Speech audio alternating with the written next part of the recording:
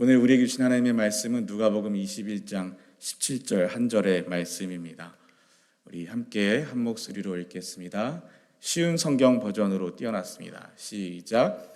너희는 내 이름 때문에 모두에게 미움을 받을 것이다. 아멘. 제가 왜 쉬운 성경을 띄워놨냐면 제가 주로 새벽 예배든 작년부 사역을 할 때도 쉬운 성경을 많이 띄웠었는데요. 청년들하고 이제 올해 본격적으로 함께 사역하면서 이 친구들하고 이야기하다 보면 이 친구들이 분명히 한국말은 잘하는데 한글을 몰라요. 그래서 예를 들면 예수님께서 호적하러 베들레헴으로 가셨다 그러면 호적이 뭔지 아냐 그러면 호적을 몰라요. 그렇기 때문에 이 한국어는 하지만 한글을 모르는 이 친구들, 근데 이게 유학생들이나 우리 여기서 자라나는 1.5세들 이 친구들만의 문제가 아니라 한국에 사는 한국의 청소년들도 한국어 실력이 굉장히 부족합니다. 그래서 고등학생들도 중학생이나 초등학생 수준의 어휘력, 언어 이해력을 갖고 있어서 한국말을 아이들에게, 이 청년들에게 성경을 조금 더 쉽게 읽게 하기 위해서 제가 주로 쉬운 성경이나 여러 번역본들을 함께 봅니다. 자, 어쨌든 오늘 말씀도 이 한 절만 딱 띄워놓고 보면 너희는 내 이름 때문에 모두에게 미움을 받을 것이다.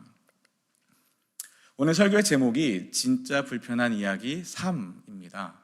담임 목사님이 출타 중이신 관계로 지난 수요일 그리고 이번 주 수요일 오늘까지 제가 3번에 걸쳐서 말씀을 전하게 되었는데요. 오늘이 진짜 불편한 이야기 3이라면 이 앞서서 진짜 불편한 이야기 1, 2가 있었겠죠. 그래서 1과 2를 복습하고 3을 들어가는 게 지난 수요일 예배를 안 들으셨거나 아니면 유튜브로 보시지 않으신 여러분들에게 도움이 되실 것 같아서 1, 2를 함께 잠깐 복습하고 넘어가려고 하는데요. 혹시 수요 예배를 다 들으셨거나 유튜브로 이미 다 보신 분들은 스킵하셔서 보시고 싶지만 라이브니까 스킵이 안 되겠네요. 그냥 다 보십시오. 예배 들으시고 온라인으로 방송 보시는 분들도 꼭 참으시고 함께 복습하시면 좋겠습니다. 참고로 제목을 여러분 마음에 잘 새겨두세요. 진짜 불편한 이야기입니다.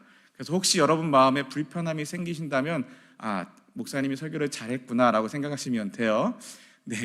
우리 지난 수요일 날 함께 봤던 말씀은 진짜 불편한 이야기 1 해가지고 누가복음 2장 7절의 말씀을 함께 나눴었는데요. 말씀이 이렇습니다. 마리아는 마구간에서 첫 아들을 낳아 포대기에 싸서 구유에 눕혀두었습니다. 그것은 여관에 이들이 들어갈 빈 방이 없었기 때문입니다.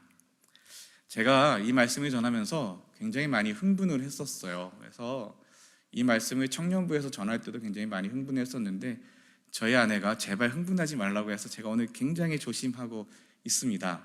왜냐하면 이 말씀을 읽을 때 제가 이 말씀을 때문에 굉장히 욱했습니다. 많이 욱하고 막 심장이 막 쿵쾅쿵쾅하고 많이 힘들었었어요. 왜냐하면 이 예수님이잖아요. 메시아잖아요. 다시 말해서 하나님의 아들이지 않습니까? 그리고 마리아에게 동정녀 마리아, 참고로 청년들이 동정녀 그러면 동정녀가 뭔지 몰라요. 동전이냐 뭐 이렇게 얘기하는데 몰라요. 어쨌든 동정녀 마리아, 여러분은 동정녀 다 아시죠? 동정녀 마리아에게 하나님께서 친히 맡기신 하나님의 아들 예수님이시지 않습니까? 마리아가 먼저 하나님한테 예수님 달라고, 나한테 메시아를 달라고 기도하지 않았습니다. 물론 메시아가 이 땅에 오시기를 기도했지만 내가 메시아를 임신하게 해달라고 기도한 적 없습니다. 마찬가지로 요셉도 마리아의 임신 소식을 알고서 조용히 끊으려고 했는데 하나님이 천사를 보내셔서 맞아들이라고 하지 않았습니까? 그분이 메시아라고 하시지 않았습니까? 하나님의 아들 메시아입니다. 그런데 하나님이 아들을 맡겨놓으시고선 얼마나 무책임하신지 아이 낳을 방이 하나 없어요. 정말로 빈 방이 없었겠냐고요. 정말로 돈이 있었으면 방 한 칸 얻을 수 없었겠냐고요. 아니 어떻게 하나님이 자기 아들을 맡겨놓고서 아들이 태어날 그 자리 하나 마련해 주지 않고 아들을 맡겨놨으면 최소한 거기 먹고 살 돈은 주셔야죠. 책임져 주셔야죠. 하나님 왜 이렇게 무책임하십니까? 가라앉아야 돼. 네. 네. 하나님 너무나 무책임하시잖아요. 어떻게 아들을 맡겨놓고 이렇게 애가 출산해야 되는데 나와야 되는데 방 한 칸 구하지 못해서 구유에 눕혀놓냐고요.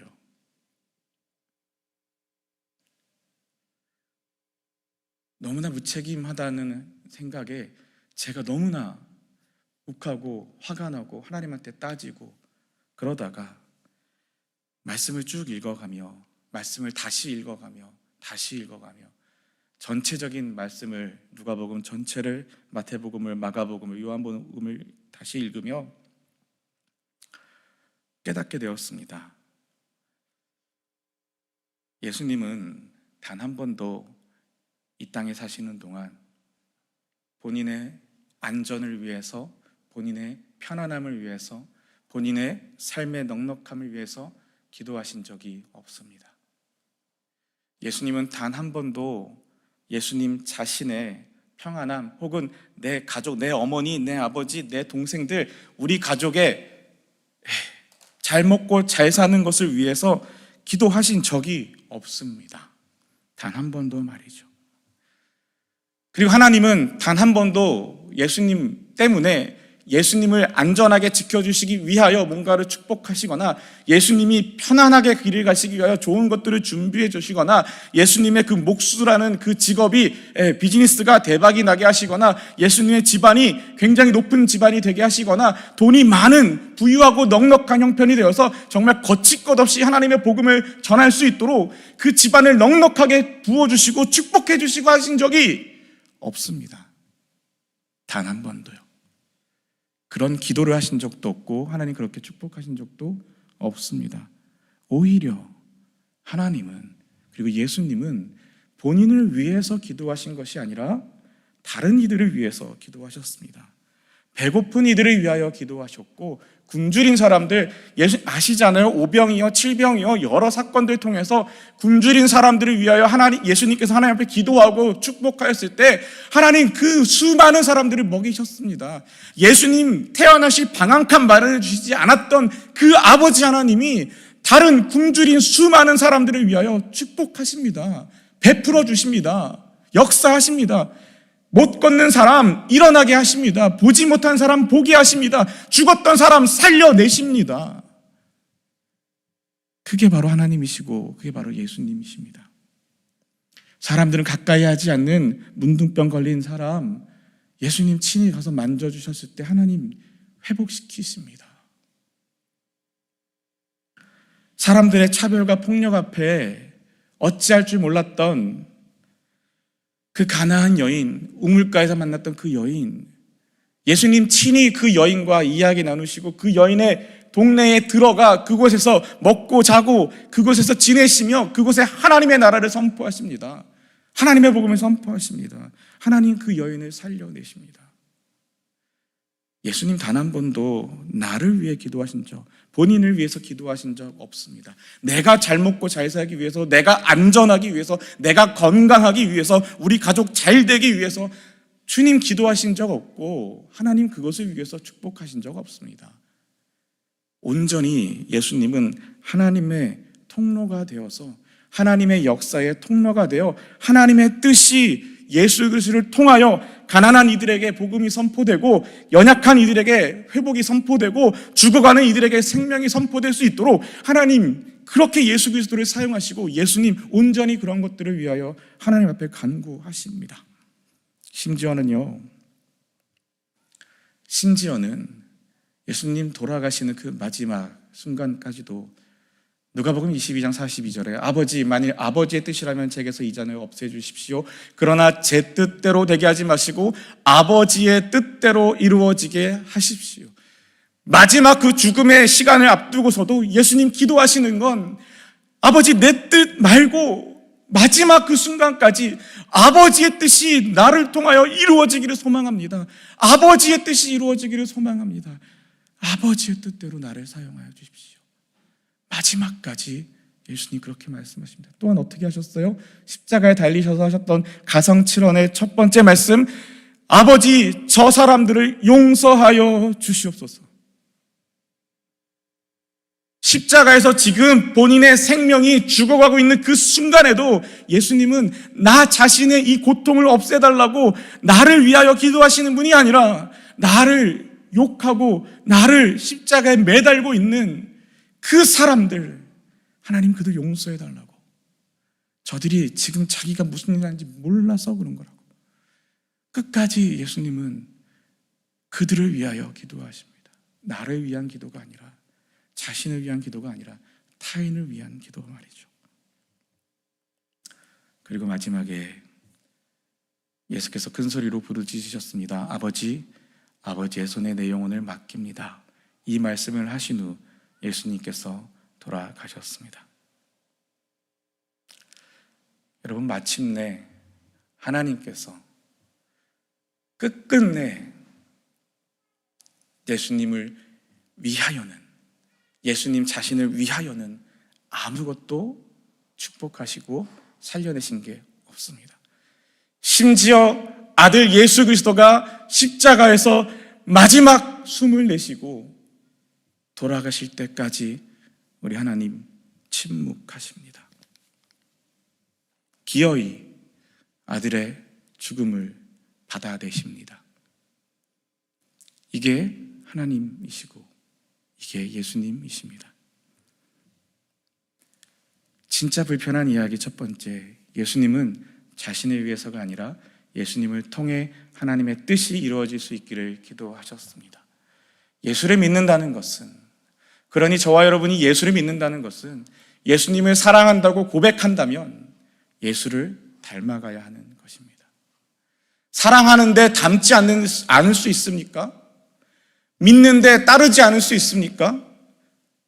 예수를 믿으면서도 예수를 따르지 않는 게 가능합니까? 예수님 사랑합니다라고 고백하면서 예수를 닮지 않는다는 건 가능합니까?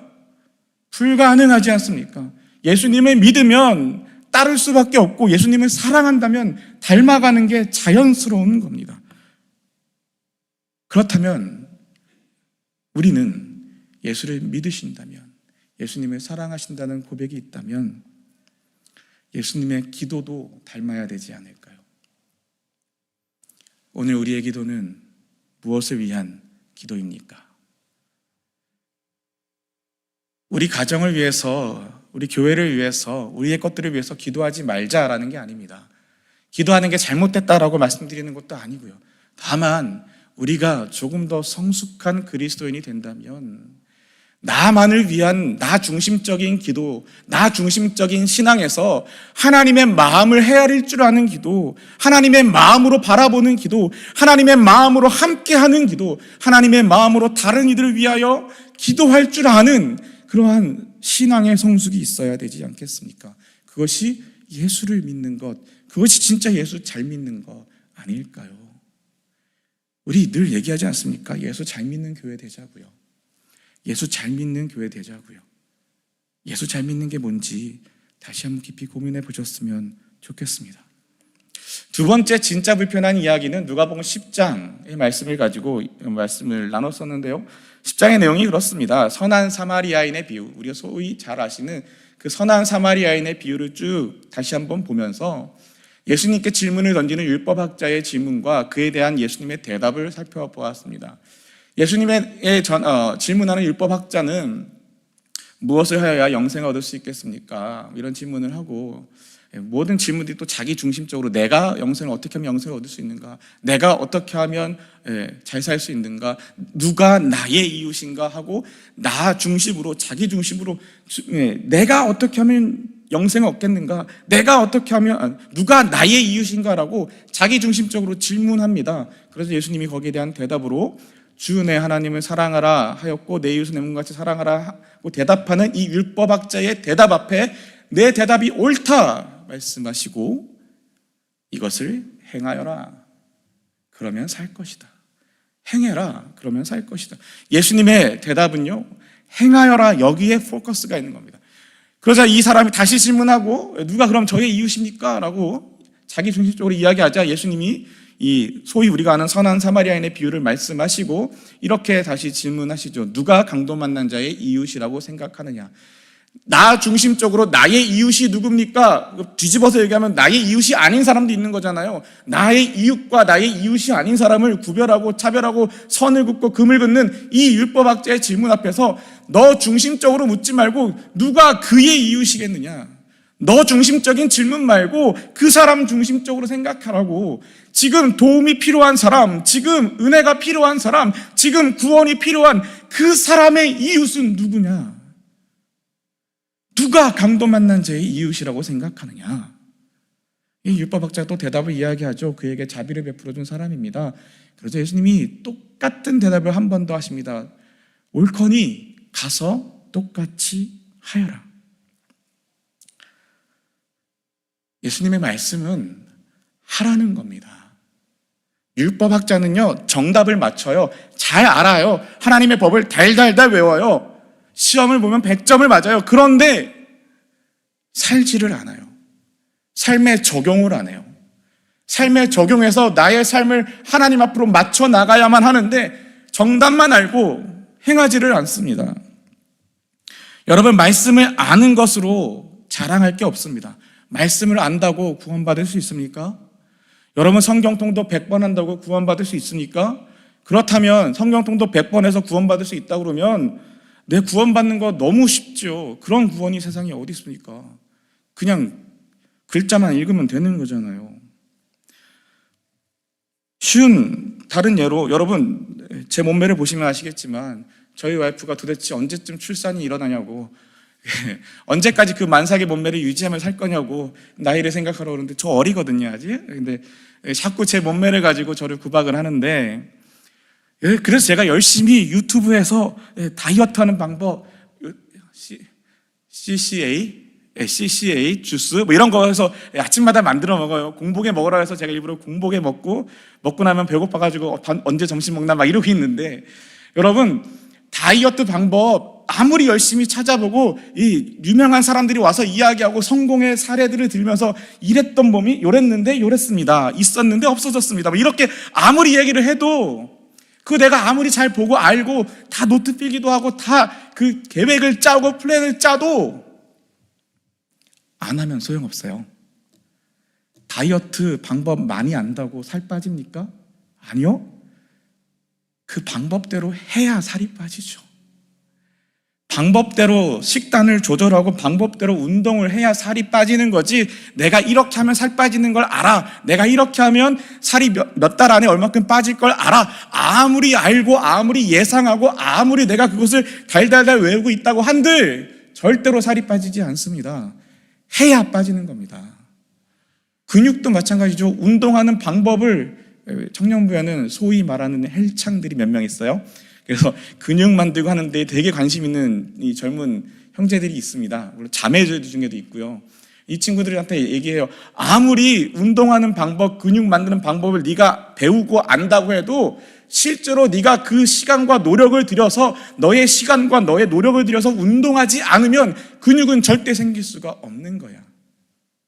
그렇죠. 말씀도 마찬가지입니다. 말씀 알면 뭐해요? 말씀 외우시면 뭐해요? 말씀을 살아야지요. 하나님의 말씀이 살아있는 말씀이라고요? 근데 우리는 다 그 말씀을 죽이고 있어요. 왜요? 아는데 살지 않으니까. 하나님의 살아있는 말씀이 내 안에 들어와서 내가 그 말씀을 가둬두고 살아 움직이지 못하게 한다면 두렵지 않으십니까? 또한 예수님이 이렇게 말씀하셨어요. 누가복음 12장에 우리 한번 같이 읽어보겠습니다. 시작. 너희 소유를 팔아 자선을 베풀어라. 그리고 너희를 위하여 낡지 않는 지갑을 만들고 하늘에 없어지지 않을 재물을 쌓아라. 거기는 도둑이 접근할 수 없고 좀도 먹는 일이 없다. 너희의 재물이 있는 곳에 너희의 마음도 있다. 아멘이십니까? 아멘이십니까? 아니, 말씀이 그렇잖아요. 제가 쓴 말이 아니에요. 지난 수요일에도 말씀드렸지만 좀 불편하시더라도 참으세요. 제가 쓴 성경이 아닙니다. 하나님의 말씀입니다. 너희 소유를 팔아 자선에 베풀라고 하세요. 재물이 있는 곳에 너희의 마음이 있다고 하세요. 여러분, 자선을 베풀라는 게 무슨 말이에요?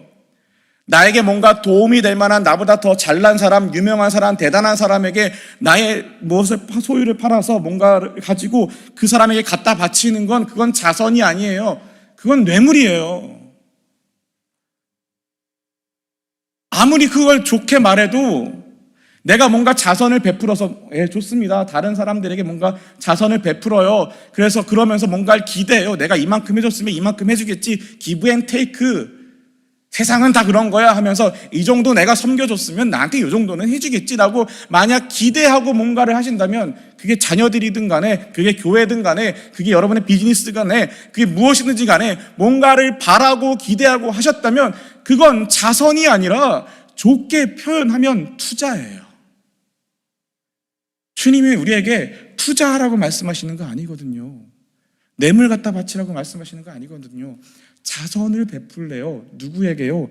바랄 수 없는 사람들에게, 기대할 수 없는 사람들에게, 나에게 뭔가 도움이 되는 사람이 아니라 나의 도움이 필요한 사람들에게, 내가 아무리 갖다 줘도 나에게 돌아올 게 전혀 기대되지 않는 그 사람들, 그들에게 자선을 베풀라 말씀하십니다.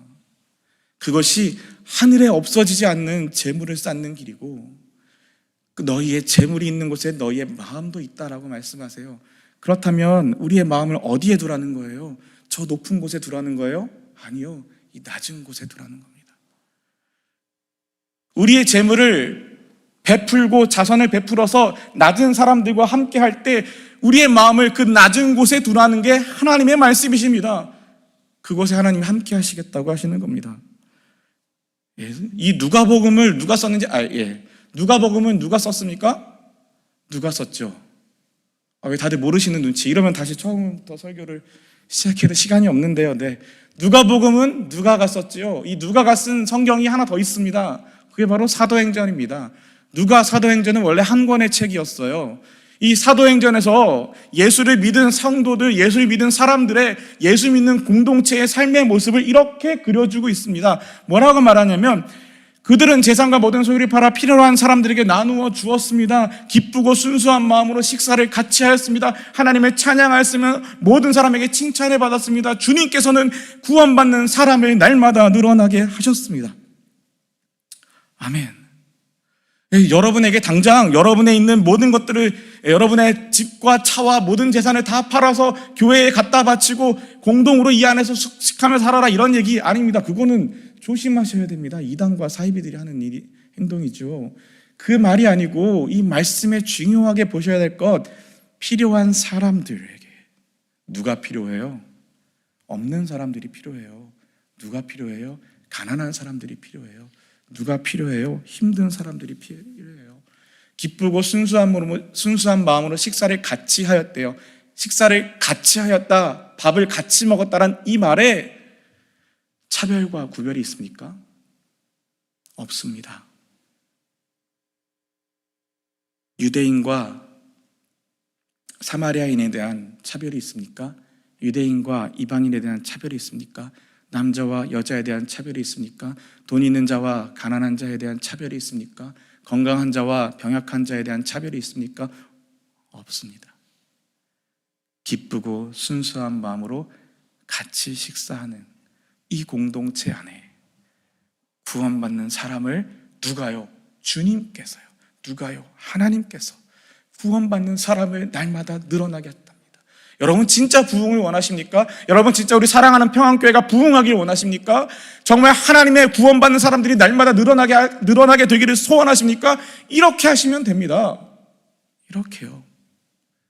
그 방법이 다 써 있잖아요. 사도행전 4장에 가면 2장 지금 또 4장에 가면 또 말씀하세요. 그들 중에 부족한 것이 있는 사람이 한 사람도 없었습니다.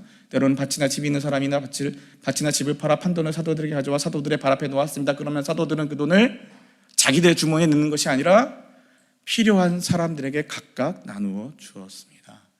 필요한 사람들에게 필요한 것이 흘러갈 수 있도록, 필요한 이들에게 필요한 것이 공급될 수 있도록 함께 드려지는 것, 그것이 바로 예수 믿는 공동체의 모습이었습니다.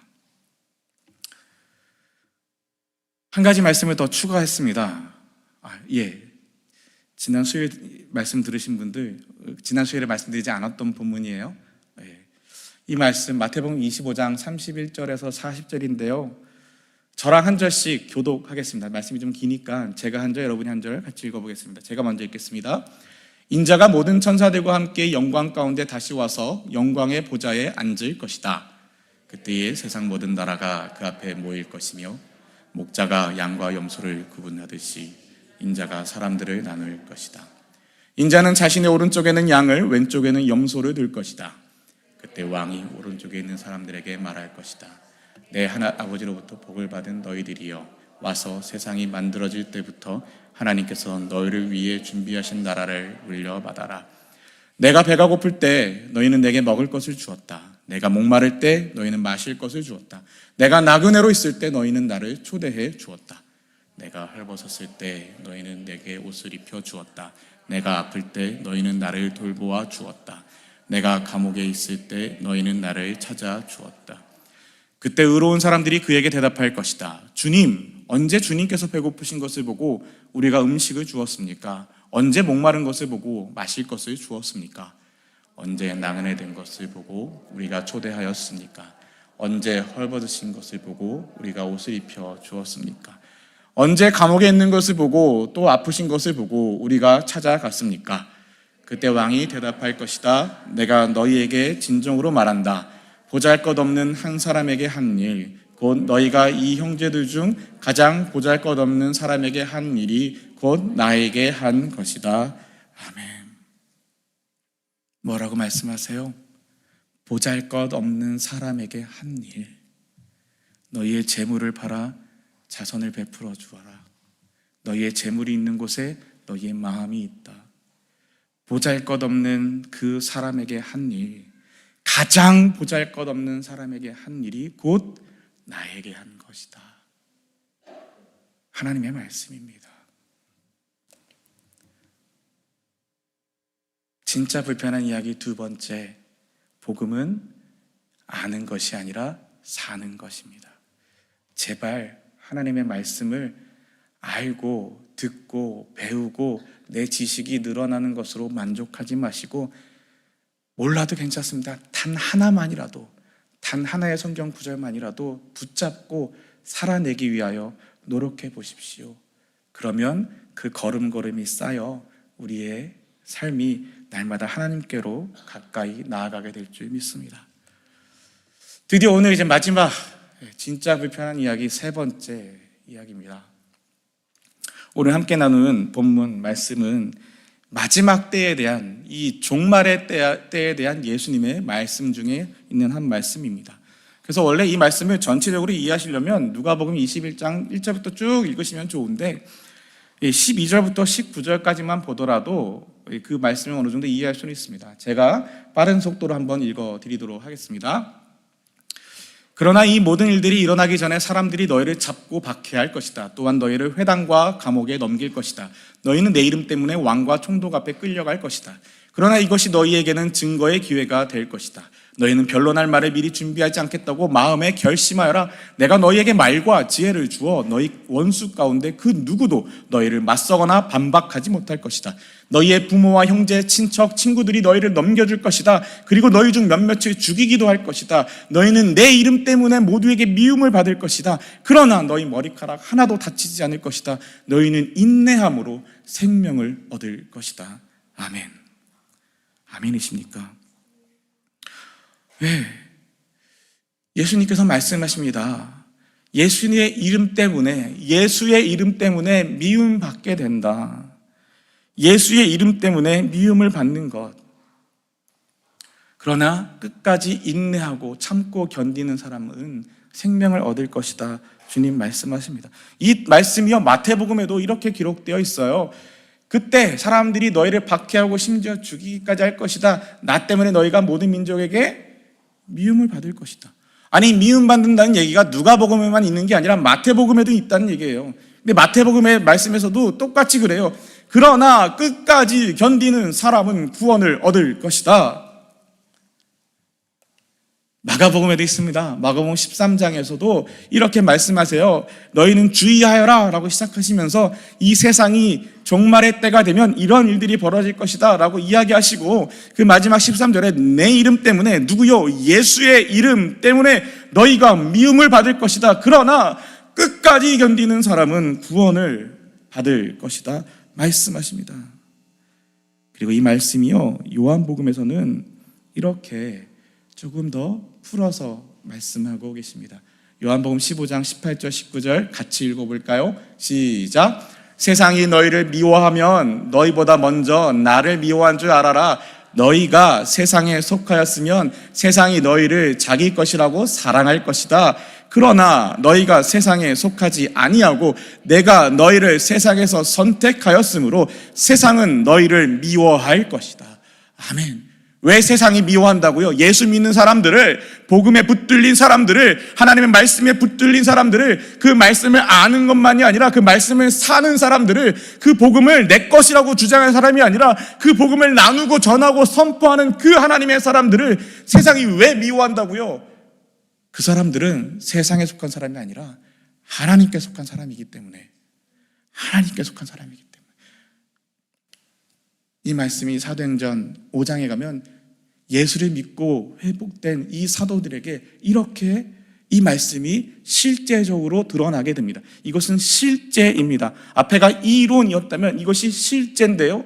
읽어드립니다. 그들은 사도들을 다시 공의회 안으로 불러들여서 매질을 한 후에 다시는 예수의 이름으로 말하지 말라고 엄하게 명하고 놓아주었습니다. 사도들은 예수님 때문에 모욕당하는 것을 영광이라고 생각하여 오히려 기뻐하면서 공의회를 나왔습니다.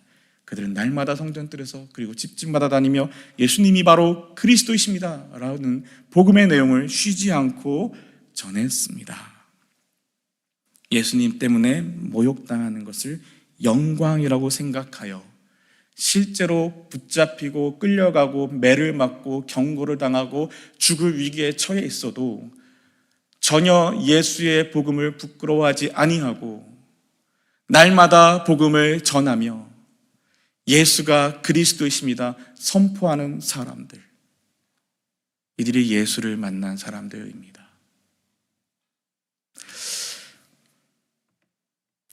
저는 개인적으로 이렇게 신방을 하거나 사람들과 만나서 식당에 가서 밥을 먹을 때 대표 기도하는 걸 별로 안 좋아합니다. 누군가 한 사람이 큰 소리로 기도하게 하고 하는 거 별로 안 좋아해요. 여러분, 그렇게 기도한다고 복음이 선포됩니까? 그렇게 기도한다고 예수 믿는 게 증거됩니까? 물론 우리를 위해서는 도움이 될 수 있죠. 우리의 식사를 위해서는 기도하는 게 좋습니다. 그러나 각자 기도하셔도 되잖아요. 사람들 다 보는 앞에서 예수 믿는 사람이라는 거 다 티내놓고 오히려 거기에서 종업원들에게 함부로 말하고 거기에서 사람들에게 피해를 주고 큰 소리로 떠들고 장로님, 권사님, 목사님, 전도사님 막 이렇게 호칭 불러가면서 큰 소리로 떠들다가 괜히 오히려 예수 그리스도를 욕먹게 하고 있지는 않은지, 정말 그러고 싶으시면 제대로 하십시오. 남들 팁 15% 줄 때 30% 주시고 제대로 한번 해보시자고요. 예수 믿는 것을 산다는 건 사람들 앞에서, 공회에서, 시장에서 사람들 보는 앞에서 큰 소리로 기도하고 내가 저 죄인하고 똑같지 않은 것을 감사드립니다, 그런 기도가 하나님 받으시는 기도가 아니고요. 진짜 기도는 하나님의 마음을 아는 것이 기도입니다. 하나님의 마음을 품는 것이 기도입니다. 우리가 하나님 앞에서 하나님 내 마음을 좀 알아달라고, 내 소원 좀 들어달라고, 내 이 플랜, 내 이 계획대로 될 수 있게끔 하나님 제발 도와달라고, 하나님 이거 나쁜 거 아니지 않습니까? 제발 이거 하나님 들어주셔야만 됩니다라고 하나님께 내 마음을 들어달라고 소원을 아뢰는 기도, 나쁜 건 아니지만 그게 지나치면, 그게 도가 지나쳐서 선을 넘어버리면 하나님을 내 마음대로 조정하려는 겁니다. 하나님, 내가 이렇게 기도했으니까 이거 해주셔야 돼요. 하나님, 내가 교회 이만큼 헌금했으니까 우리 이거 비즈니스 잘 되게 해주셔야 돼요. 하나님, 내가 교회 이만큼 봉사했으니까 이런 건 책임져 주셔야 돼요. 만일 우리 마음에 그런 하나님을 마치 자판기처럼 여기고 내 하인처럼 여기는 그런 기도를 하고 있다면 다시 생각해 보십시오. 그거는 예수님 때문에 내가 모욕당하는 게 아니라 나 때문에 예수님이 모욕당하시는 겁니다. 예수님 때문에 모욕당하는 것. 세상 가운데 예수 그리스도인으로서 우리가 제발 상식을 좀 지키시자고요. 기본적으로 상식 좀 지키고 예의도 지키고 그래서 부끄럽지 않은 삶을 사셨으면 좋겠습니다. 저를 포함해서 말이죠. 운전하실 때도요. 제가 회개 많이 해야 됩니다. 운전하실 때도요. 제발 나의 운전하는 그 습관과 나의 운전하는 그 모습 때문에 예수가 욕먹지 않도록 우리의 운전도, 우리의 자녀들을 대할 때도, 우리의 비즈니스에서도, 우리의 교회 안에서도요. 성도들을 대할 때 신앙이 연약한 이들을, 특별히 신앙이 연약하고 어린 친구들을 대하실 때 우리의 표정과 우리의 말 한마디, 단어 하나하나가 나 때문에 예수 그리스도가 욕먹지 않도록, 내가 예수님 때문에 모욕을 당한다, 예수님 때문에 미움을 당한다, 언제 그렇게 됩니까? 내가 세상이 말하는 그 방법과 방식대로 살지 않을 때 그렇게 됩니다. 그 말씀을 하나만 더 보자면 이렇습니다. 우리 마태복음 7장 13절 14절 같이 읽겠습니다. 시작. 좁은 문으로 들어가거라. 멸망에 이르는 문은 크고 또 그 길이 넓어서 그리로 가는 사람이 많지만 생명에 이르는 문은 좁고 또 그 길이 험해서 그리로 찾아드는 사람이 적다. 아멘. 이 공동 번역 성경입니다. 좁은 문으로 들어가라. 세상은 뭐라고 말해요? 성공의 문으로 가라고 하죠. 넓은 문으로 가라고 합니다. 남들 다 가는 그 길을 놔두고 왜 네 혼자 그쪽으로 가냐고. 야, 너 혼자 그렇게 산다고 세상이 좋은 세상 되는지 알아? 너 혼자 그렇게 별나게 산다고 뭐가 달라질 줄 알아? 라고 우리를 협박하기도 하고 유혹하기도 합니다. 남들 다 하는 그 길. 근데 문도 크고 길이 넓은 그 길은 앞에 있는 말이 멸망에 이르는 문이랍니다. 문도 크고요, 보기에도 좋고요, 아름답고요, 길이 넓고요, 편안하고요, 사람들 다 많이 가니까 이렇게만 가면 되는구나 생각되는 그 길은 멸망에 이르는 문이라고 말씀하시며, 그리로 가는 사람이 많다. 그런데 예수를 믿는 너희는, 예수를 사랑하는 너희는, 예수를 따르고자 하는 너희는, 예수를 닮는 너희는 좁은 문으로 들어가거라. 좁은 문으로 가라. 생명에 이르는 문은 좁고 그 길이 험하고 그래서 그 길로 가는 사람들이 적다. 그러나 예수 믿는 너희는, 예수를 따르는 너희는, 예수를 닮는 너희는 좁은 문 험한 길로 가거라 말씀하십니다. 시간이 많이 지나서 말씀을 마무리하려고 하는데요. 여러분 한 가지만 기억하시면 좋겠습니다. 오늘 설교 제목이 진짜 불편한 이야기잖아요. 예수 믿는 건 죄송한 말씀이지만 편하지 않습니다. 죄송한 말씀이지만 제가 쓴 말씀이 아니라서 말씀드립니다. 예수 믿는다는 건 우리를 편하게, 안전하게, 잘 먹고 잘 살고 걱정 없고 염려 없게 살게 하지 않습니다. 오히려 우리를 불편하게 하십니다. 왜요? 이 세상의 법칙과 이 세상의 넓은 길이 아니라 예수를 따르는 그 길은 자기 십자가를 지고 따르는 길이기 때문에 그렇습니다.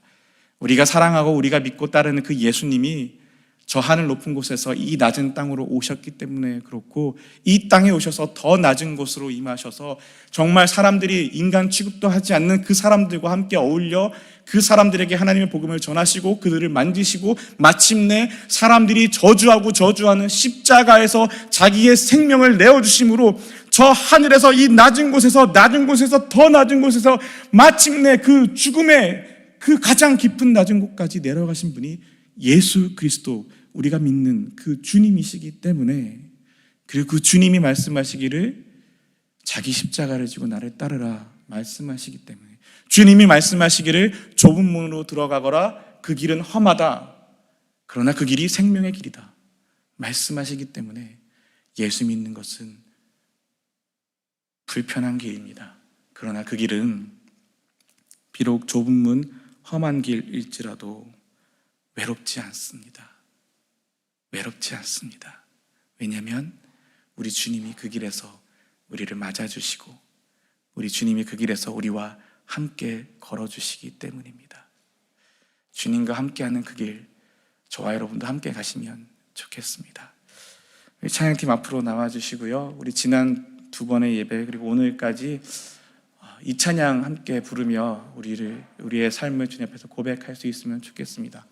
낮은 곳으로 라는 찬양인데요, 우리의 섬김이 더 낮은 곳으로, 우리의 고백이 더 낮은 곳으로, 쓰러져 있는 그들을 향해 당신이 예수가 그랬듯 우리도 또한 그 더 낮은 곳으로 함께 하겠습니다. 이 고백의 찬양을 하나님 앞에 올려드리며 하나님 앞에 함께 기도하도록 하겠습니다. 함께 찬양합니다.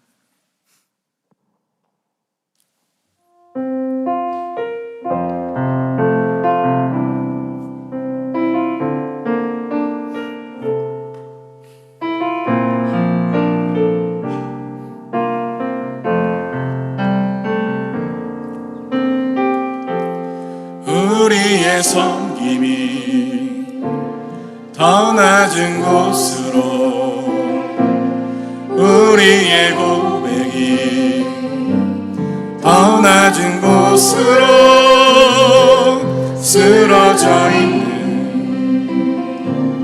그들을 향해 당신이 그랬듯 더 낮은 곳으로, 낮은 곳으로 우리 초대하네.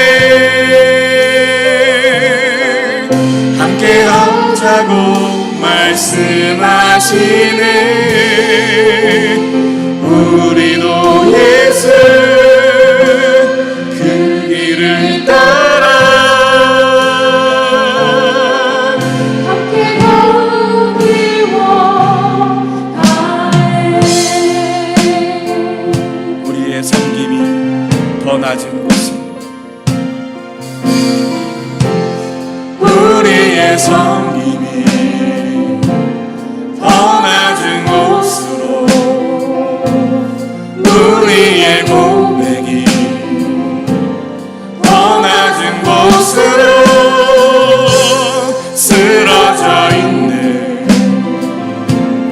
그들을 향해 당신이 그랬듯 더 낮은 곳으로, 낮은 곳으로 우리 초대하네. 함께 하자고 말씀하시네.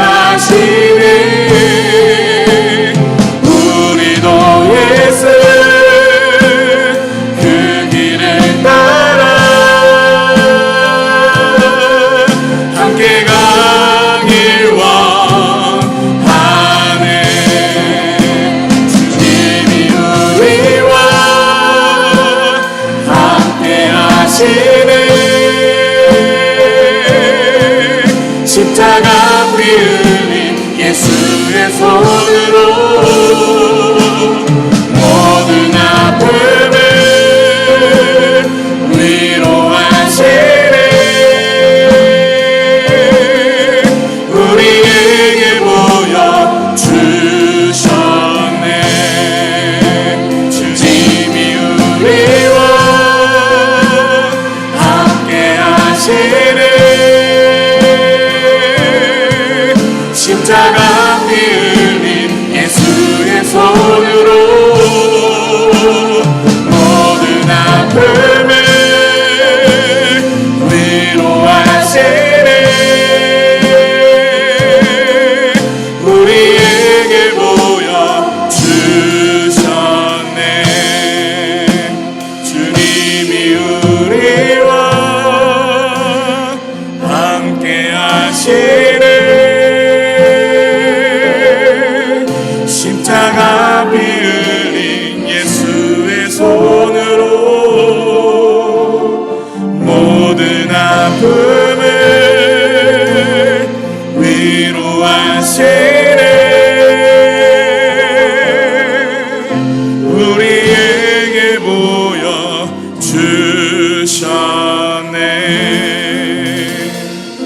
우리 이 시간 한 가지만 놓고 같이 기도하면 좋겠습니다. 하나님, 내가 예수를 믿습니다.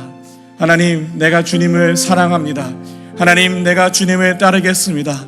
내가 주님을 닮길 원합니다. 하나님의 말씀을 살아내길 원합니다.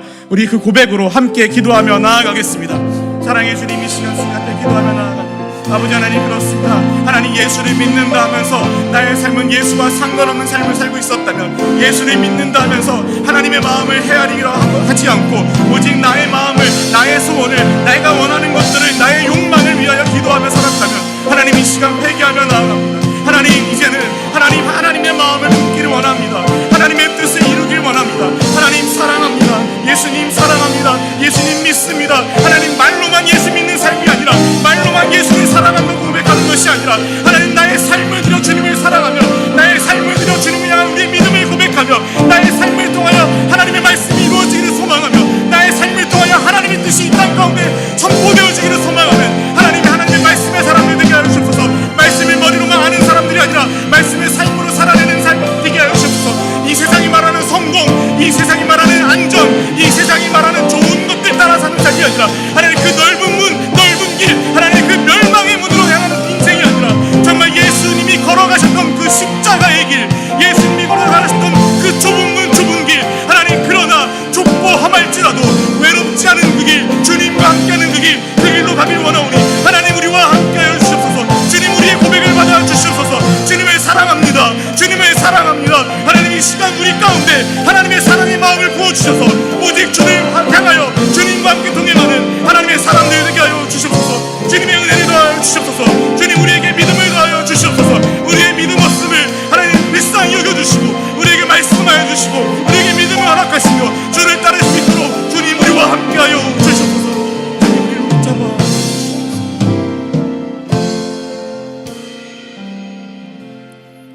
사랑의 하나님, 이 금요일 저녁 하나님의 말씀이 우리의 마음이 부담이 되고, 우리의 마음에 불편함이 되고, 우리의 마음에 찔림이 되었다면 하나님, 정말 우리의 삶을 돌아보게 하시고 하나님 앞에서 회복되어서 온전히 변화되어서 하나님의 말씀 붙들고 살아가는, 말씀을 삶으로 살아내는 하나님의 사람들 되게 하여 주시옵소서. 하나님, 대단하고 거창한 것 말고 지금 당장 내가 할 수 있는 아주 작은 것에서부터 시작하여 하나님의 말씀을 나의 삶으로 살아낼 때에 주님 말씀하신 그 좁은 문, 험한 길, 외로운 그 길이 아닌 좁고 험하고 힘들지라도 주님과 동행하는 그 복된 길, 하나님 그 길을 걸어나가 마침내 생명으로 나아가는 하나님의 사람들 되게 하여 주시옵소서. 이제는 우리 주 예수 그리스도의 은혜와 하나님 아버지의 극진하신 사랑과 성령의 감화 감동 교제 교통케 하심의 역사가, 주님 사랑합니다, 주님 믿습니다, 말로만이 아니라 우리의 삶으로 실제로 주님을 믿고 따르며 살겠습니다 고백하며 나아가는 한 사람 한 사람 머리 위에, 그 가정 위에, 그 일터 위에 이제로부터 영원히 함께 하시기를 간절히 축원하옵나이다. 아멘.